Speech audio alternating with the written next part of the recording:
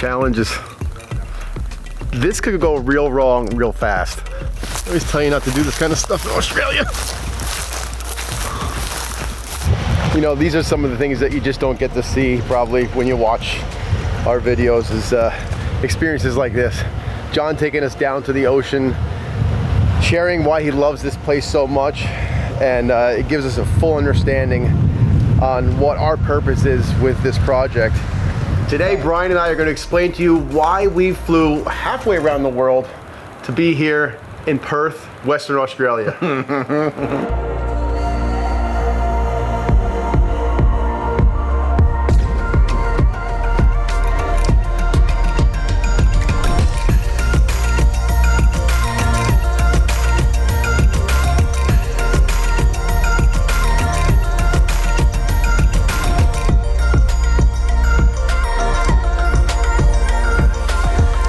So the first time I got to view the property was a picture you sent me.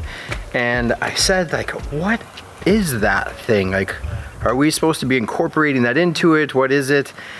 It's like kind of like this big, you know, like it's this.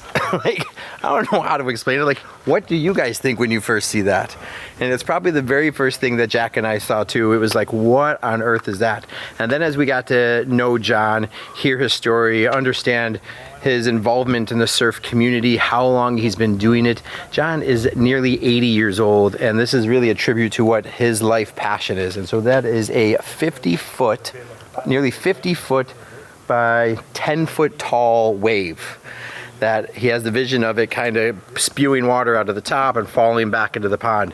So the biggest challenge we have right away is how do we incorporate what a natural looking wave would look like coming into a body of water. So stay tuned and we'll show you how we're gonna do that.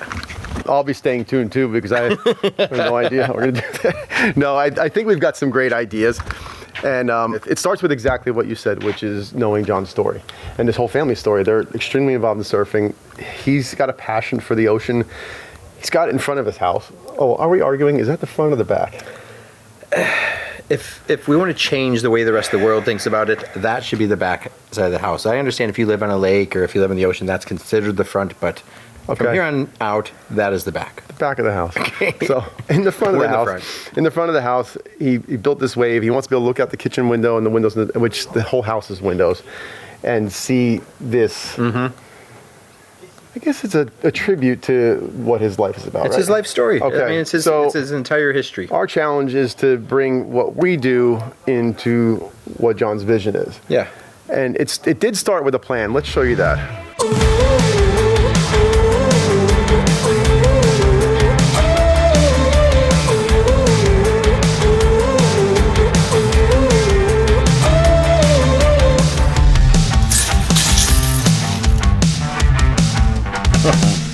So pretend you guys are driving in a car right now and you're coming into the house.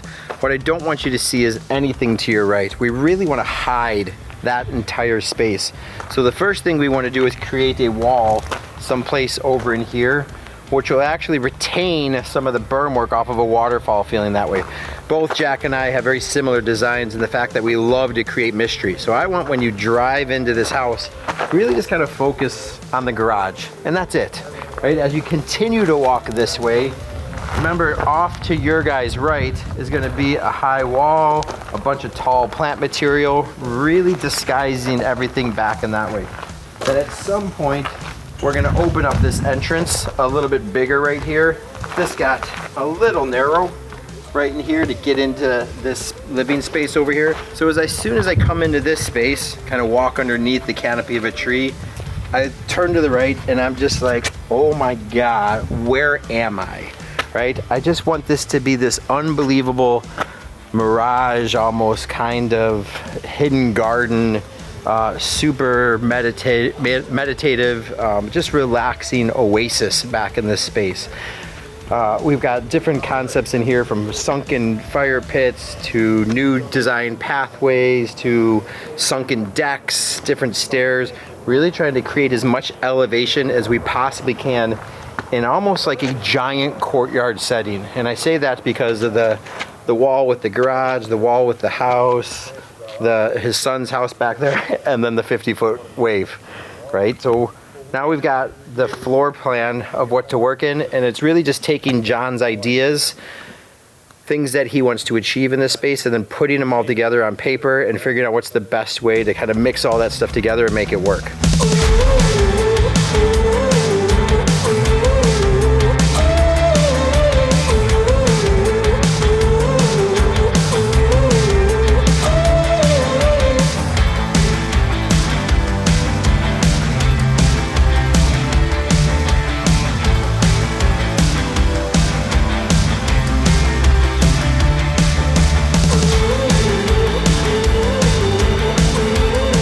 I don't know if this is going to translate on camera,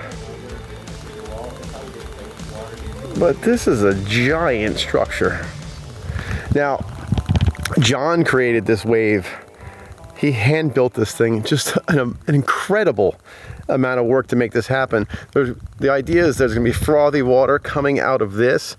He's going to make the top of the wave look like a foamy break that's happening, and you've got this entire curved wall, which is just an unbelievable undertaking to bring to fruition.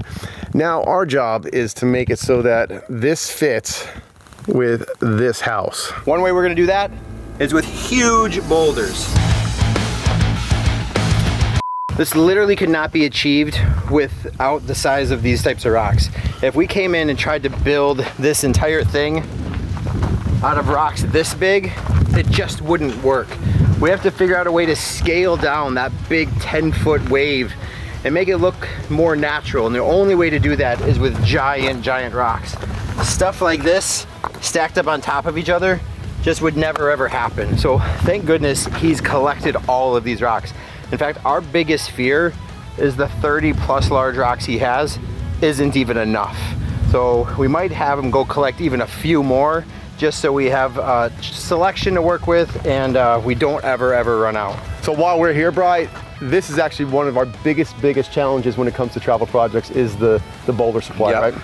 right? This is a huge benefit that John actually has these on the property. He was able to pull these off of his 30 acres and now they're here.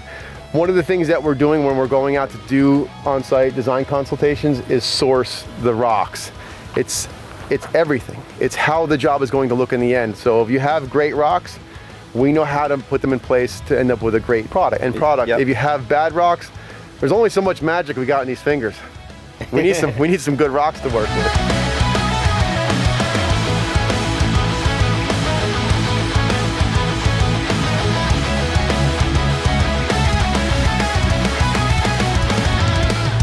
One of these areas we discussed was right here off the corner. That's where that bubbling boulder is going to start this whole stream and then working its way down, touching the patio as it makes its way in between the house here and John and Lynn's house. Then off the kitchen right here, you get full view of the wave. Off to that right side, that's where that big waterfall will be, cascading into that pool, which is going to be feeding in right to the backside of the seat wall that makes up that fire pit, that gigantic fire pit right there. So you'll step down to that, you'll be surrounded by a waterfall, makes its way down into the pond, and then this is all pond area up to here. Left side, right about there is where that sunken deck is gonna be, so you'll walk along the boardwalk, through the wetland filter, over to the other house, or you can go down the set of stairs and meet up with that 12-foot wide semicircle deck that's gonna be cantilevered right over the pond.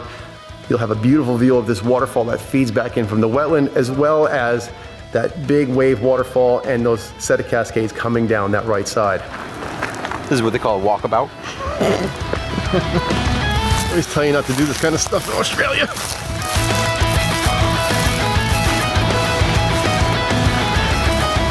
There you go. If I make it out of here without getting bit by something, it'll be a miracle. Oh, toughen up. I'll tell you what though, this is worth the hike. Holy cow. Wow. Oh. The weather has beat that up. Look at this. Rounded it all off, you know? Look at this. Look at this huge outcropping. Oh my God, it's so amazing. Those waves are cranking out there. Oh my God.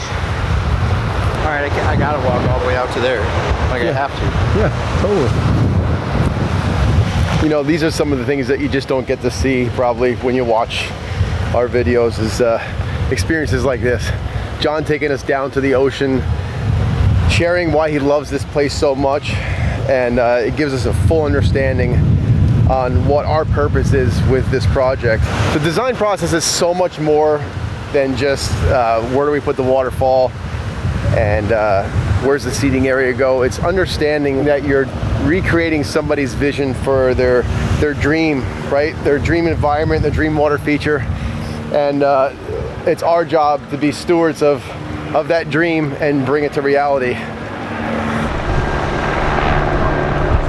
It's such a great responsibility to carry, and having the trust that somebody places in us to bring that dream to fruition it's a great feeling. I know that Brian and myself feel the same way about the customer relationship and the trust they put in us, and I think that's probably what the most important part of any consultation is understanding the responsibility that we have. We've discussed this with John and Lynn. We're going to go ahead with this project. This is going to happen in about 6 months from now, which is going to be November of 2023.